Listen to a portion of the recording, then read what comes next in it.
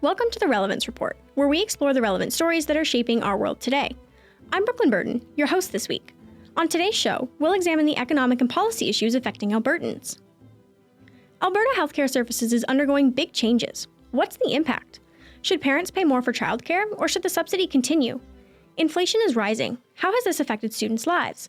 Lastly, crochet. How does it create benefits? In Alberta, the healthcare system has become a hot topic.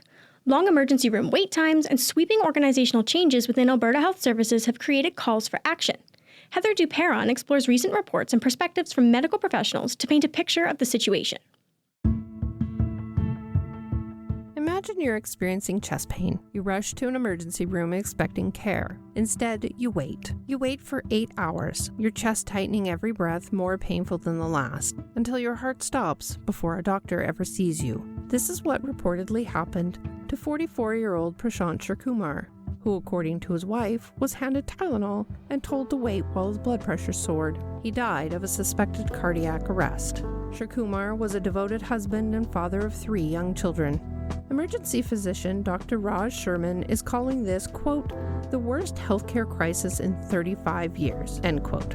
The Alberta Medical Association is calling on the province to declare a state of emergency in healthcare, as the province's hospitals are operating over capacity. While the Alberta government blames a challenging respiratory virus season, healthcare workers reveal a much deeper systemic collapse. At the start of this year, Alberta doctors submitted a report to the provincial government, documenting 6 preventable deaths and more than 30 near misses since Sharkumar's passing. Anonymous physicians describe several cases, including a man in his 20s with pneumonia who deteriorated after waiting 7 hours and was later admitted to the ICU with organ failure. Another account detailed a paraplegic patient who waited 11 hours in an emergency department hallway due to an unstaffed treatment room. He was discharged and later died. The report also described a patient who waited 7 hours in the emergency department and died from multi-organ failure without ever being seen by a physician. The desperation from frontline staff is palpable. A stark warning came from Dr. Paul Parks, president-elect of the Alberta Medical Association, saying, quote, our hallways and waiting rooms have become death zones, unquote. According to a recent statement from the AMA,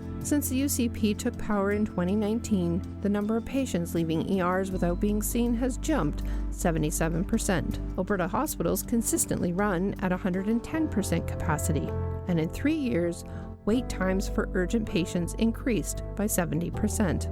An analysis by Great West Media found that 25 Alberta emergency rooms were closed for more than 34,400 hours in 2024. For years, government leaders blamed Alberta Health Services, firing its board twice in 3 years and restructuring it into 4 smaller agencies.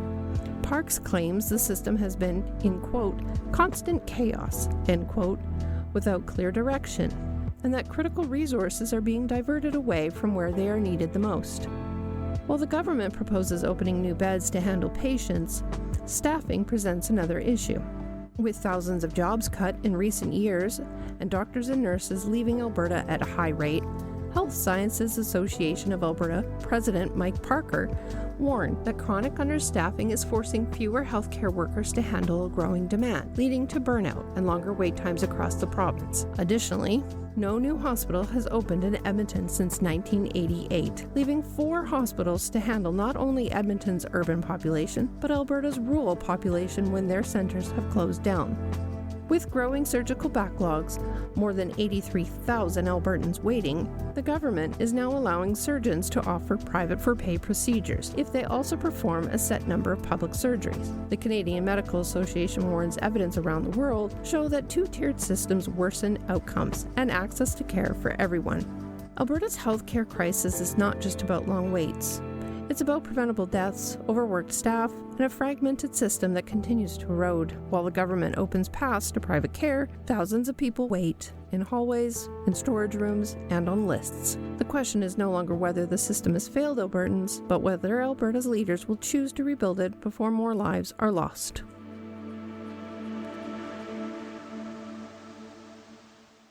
Another essential service for parents with young children, childcare, is facing an ongoing debate over affordability. Esther Inhir-Jirka looks at the childcare subsidy offered by the Government of Alberta. We'll hear parents' opinions on fees and what it means for workers. Daycare system in Alberta. Who is paying the price? The debate around daycare in Alberta had been ongoing for years. At the center of it is a very difficult question. Are parents excited about the $15 per day daycare fees, or are they concerned about the staffing shortage and the hiring of unqualified staff, which could compromise the quality of care for their children? Should parents pay more for childcare, or should the government continue to subsidize the system? Personally, I believe the government must maintain the subsidy.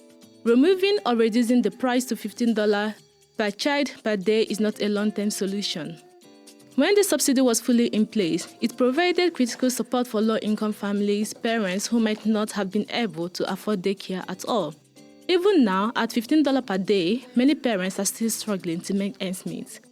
Right now, one of the biggest concerns is how reduced funding affects the quality of care. When the daycare centers are under financial pressure, they often have no choice but to cut costs, which usually means a shortage of staff, limited field trips, lack of basic supplies, and uncomfortable environment for children. Let's talk about why qualified staff are essential to a daycare center. Early childhood educators play a crucial role in shaping children's social, emotional, and cognitive development. Basically, they are the backbone of the daycare system. So when centers are forced to hire underqualified staff to avoid financial distress, it directly impacts the children's learning, safety, and overall well-being. Let's not even argue that parents should pay more because they are doing their part. Many are working long hours, sometimes multiple jobs, just to stabilize the family. Yet, despite this effort, the cost of daycares is still outrageous. I believe the government should continue to support daycares through subsidies. We should be aiming for quality over quantity. We should be investing in early childhood education, not cutting it back. And most importantly, we should create a daycare environment where every child is safe, supported, and genuinely cared for. This is what we owe our children. Thank you. Alberta students are also struggling with costs, primarily food. Many are battling food insecurity due to the high cost of groceries. The impacts are being felt. Poor nutrition and declining mental health are just a few examples. Sarah Napier shares the initiatives being offered to help hungry students. Post-secondary students in Canada are struggling with the severe effects of inflation, especially on food costs. Students in the country find it difficult to get by on limited incomes as they are in school full-time rather than working. With this decision, sacrifices must be made to live more secure. As a result, students have been under immense stress about their ability to afford sustainable living. In a recent study, Erin O'Neill, the executive director of the Campus Food Bank at the University of Alberta, said 40% of students said they were considering dropping out. For those who fight not to drop out, it creates other issues like food insecurity and health problems. Our economy has made it impossible to afford enough food, leading to poor nutrition and unhealthy lifestyles. This leads to higher rates of stress, anxiety, and depression in a student's life. Students often cut back on how much food they purchase and on the quality of the food they buy. Nutritious diets are usually priced higher than less healthy options, creating an inclination to buy what you can afford or anything to help you get by. Some students especially struggle with health and dietary restrictions, including dairy and gluten-free options, which are often priced higher than average items. Many students haven't had the experience of supporting themselves or living on their own, so this is a massive change for them. 43% of students claim they would have to drop out if they did not have financial support from their parents. This is an extreme matter that is often overlooked, as a significant percentage of students are still fortunate enough to be supported and living at home. There's a universal struggle to afford many extra costs, as many work only as much as our schedules allow. Having school every day creates a barrier to working enough hours to support, which in turn creates another level of stress. There should be more amenities for students, as many cannot even afford to eat in a day. Given this issue, numerous students across the country have called out institutions for failing to create easier ways of living. While this is still an ongoing problem we are trying to solve, institutions should be working on it consistently, as students already have enough to focus on. University of Windsor student Dipan Sharma says, "We must call on our institutions to take the cost of living into account when setting tuition fees and to provide adequate support for those experiencing hardship, and that this includes increased access to financial assistance without increased interest rates." Educational institutions often set a basic unit cost without accounting for how much students actually spend to attend school. This includes basic amenities such as food, hygiene, transportation, and more. MacEwan University has an amazing student-run association that lets students speak out about their issues. With their voices heard, there are initiatives to implement student-run events that aim to improve students' lives. MacEwan specifically addresses these issues by hosting student pop-up lunches at an affordable cost, offering free breakfast days for those who often don't get to start their mornings right, and running draws to win gift cards to their MacEwan Eats program. There are still several students students at school who aren't aware of all the amenities the school offers us and the opportunities they are missing out on. More advertising and attention towards these student-run programs is called for in the near future.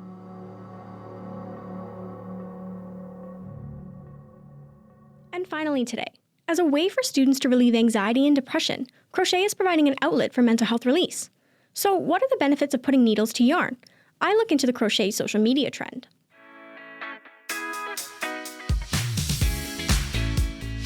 Dreary January days, heaps of snow littering the ground, and the sun setting at a mere 5:30 p.m. Such is the reality for many Edmontonians this time of year, especially for students headed back to school.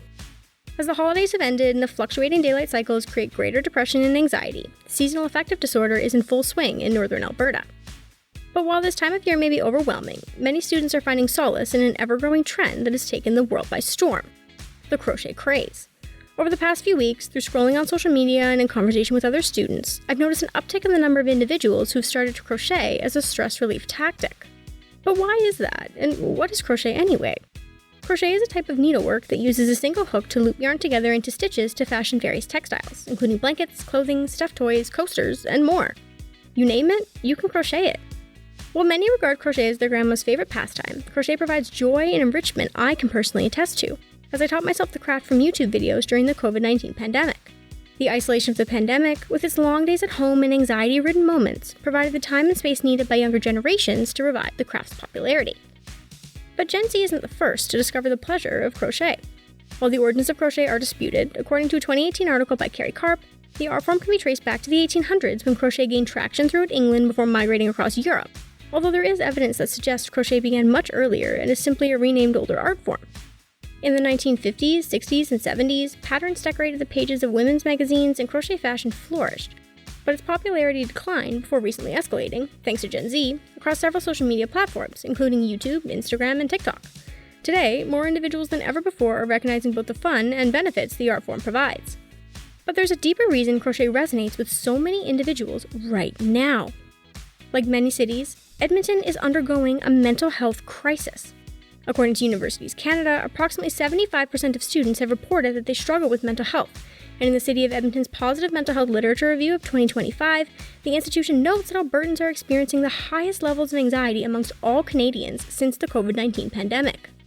In response to such a crisis, crochet provides a simple, inexpensive way to boost physical and mental health for students, and the science proves it.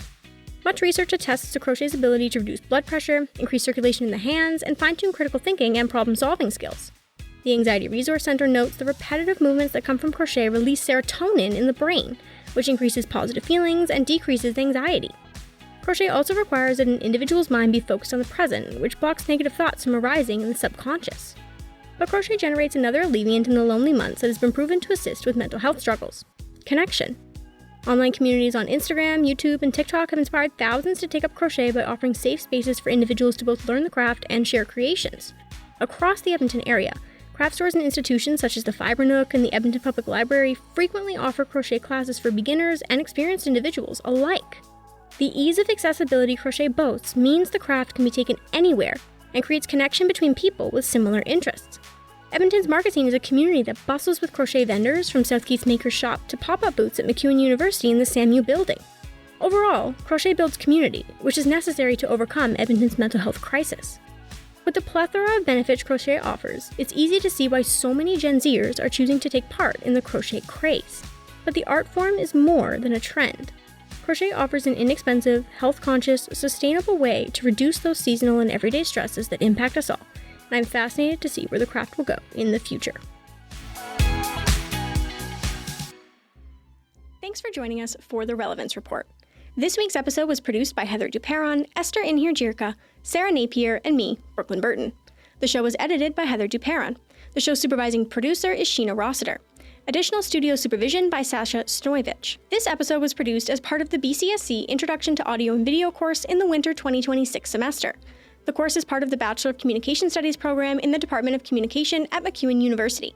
The show was edited and produced out of the MacEwan Media Production Studio. Our theme music is called Buzzing by Kaylee Lambert.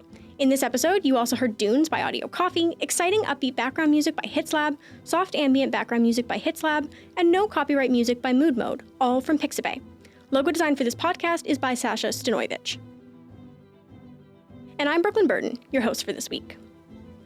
This podcast was recorded on Treaty 6 territory, the traditional and ancestral territory of the Cree, Dene, Blackfoot, Saulteaux, and Nakota Sioux. We acknowledge that this territory is home to the Métis settlements and the Métis Nation of Alberta, Districts 9, 10, and 11 within the historical North Saskatchewan River Territory. Don't forget to subscribe to the Relevance Report on Apple Podcasts, Spotify, or wherever you get your podcasts. And if you like what you heard, please leave us a review and rating. It really helps people find the show. Please join us again next week when we report the relevant stories that are shaping our world.